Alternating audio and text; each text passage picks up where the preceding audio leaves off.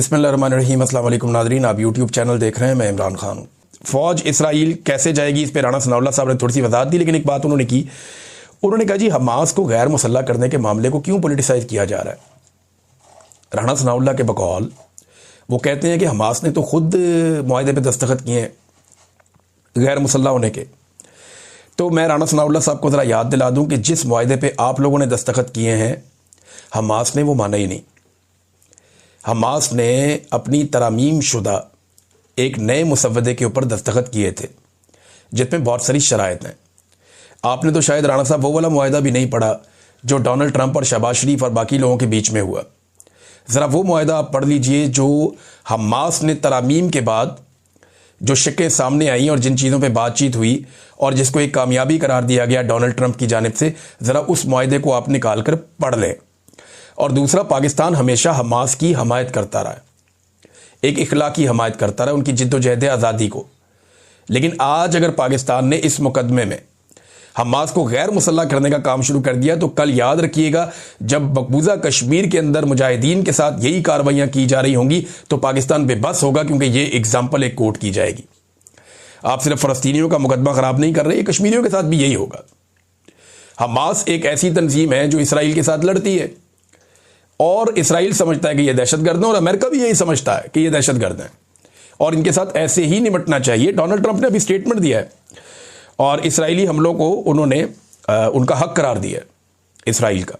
ये हाल ही में उनका एक स्टेटमेंट छपा है, तो देखें ना, उनका स्टेटमेंट आ गया डोनाल्ड ट्रंप का कि जी ठीक है, इसराइल का हक है, अब आप अमन का नोबेल इनाम भी उन्हें दीजिए और फिर आप वहाँ पे फ़ौज भी भेजिए और गैर मुसल्लह भी कीजिए। तो इन मामलात के ऊपर ज़ीरो टॉलरेंस है।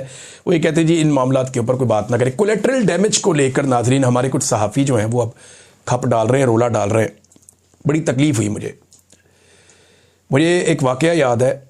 लाहौर में उस्मान बुज़दार साहब का दौरे हुकूमत था और CTD ने एक कार्रवाई की थी। वो लाहौर से निकलती हुई गाड़ी को साहिवाल के करीब उसके ऊपर फायरिंग की गई।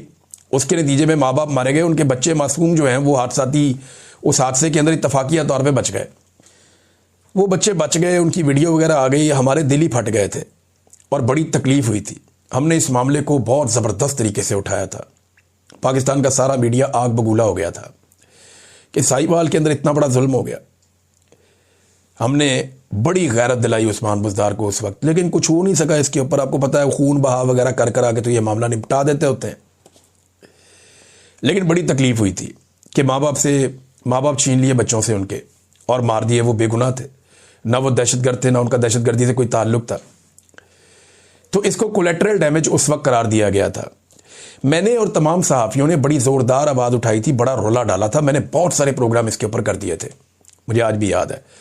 मुझे बल्कि कई लोगों ने कहा कि आप बहुत ज़्यादा जज्बाती हो गए। मैंने कहा यार सोचो उन बच्चों के बारे में जो अपने माँ बाप के बगैर अब ज़िंदगी गुजारेंगे। उनकी तकलीफ़ आप देखो, वो सहमे हुए बच्चे, उनकी हालत आप देखो, कैसे उनका कत्लेआम कर दिया CTD ने। मैंने ये मामला उठाया था। जिन सहाफ़ियों ने मेरे साथ मिलकर वो मामला उस वक्त उठाया था वो आज खैबर पख्तूनख्वा के कोलेटरल डैमेज को जस्टिफाई कर रहे हैं टीवी पे बैठ के। वो कहते हैं जी ऑपरेशन होते हैं तो बंदे तो मरते हैं ना। ये तो होता है फिर यार। वो पंजाब में बच्चे थे तो हम लोगों ने सबने मिलकर शोर मचाया। क्या पश्तूनों के बच्चे नहीं हैं?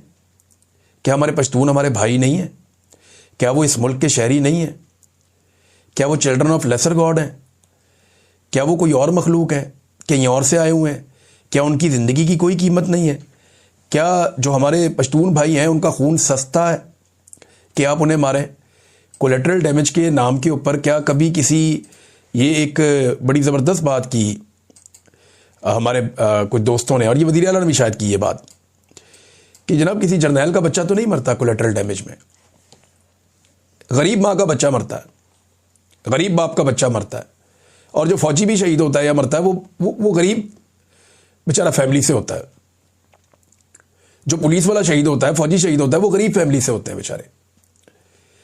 जर्नैलों के बच्चे तो नहीं मरते कोलेटरल डैमेज में, वजीर आजम के बच्चे तो नहीं मरते, बड़े बड़े वजीरों के बच्चे तो नहीं मरते कोलेटरल डैमेज में। इनका कोई मारा जाए ना कोलेटरल डैमेज में तो इनको पता चले कि कितना बड़ा सानिया है, कितनी बड़ी मुसीबत है। घर से एक आदमी का जनाजा उठता है ना, और अगर वो बच्चा हो जिसने भी ज़िंदगी की बहारें भी ना देखी हो तो कोहराम मच जाता है। और रोज़ाना खैबर पख्तूनख्वा में ऐसे जनाजे उठते हैं।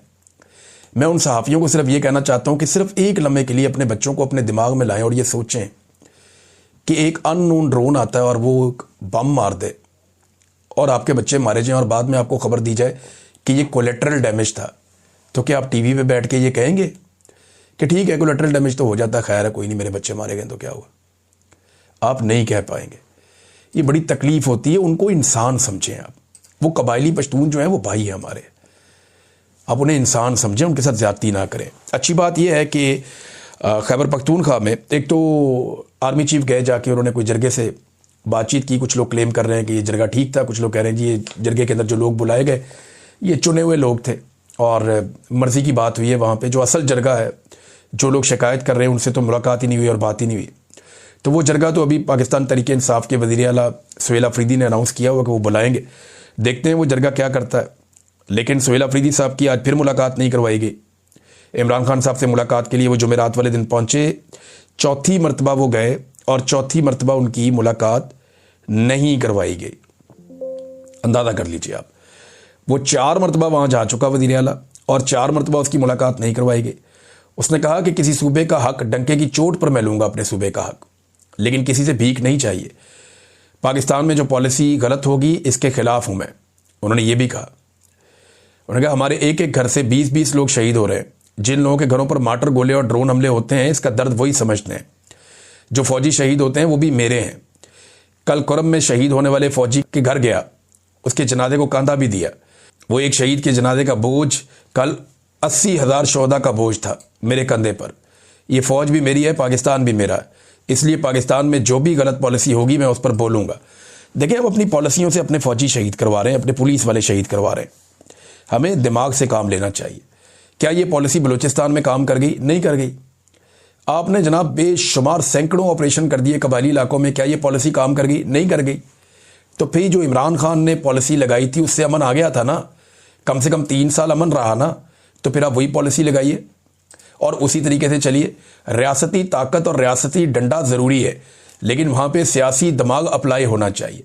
जो ख्वाजा आसिफ ने खौफनाक धमकियाँ लगा दी हैं अफ़गानिस्तान को, इस लेवल तक तो ख्वाजा आसिफ के अपने करीबी लोग कह रहे हैं कि नहीं जाना चाहिए था।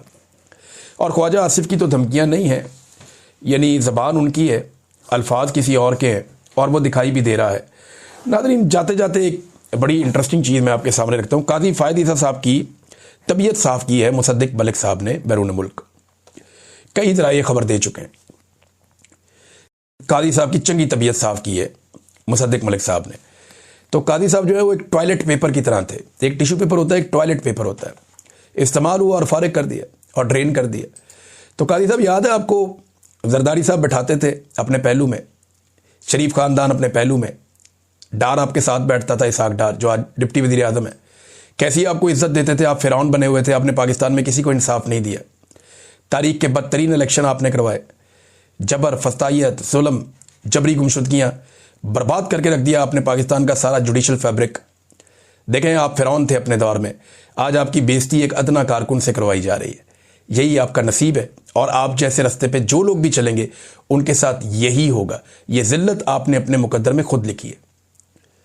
अब तक के लिए इतना ही। अपना ख्याल रखिएगा, अपने इस चैनल का भी। अल्लाह हाफ़िज़।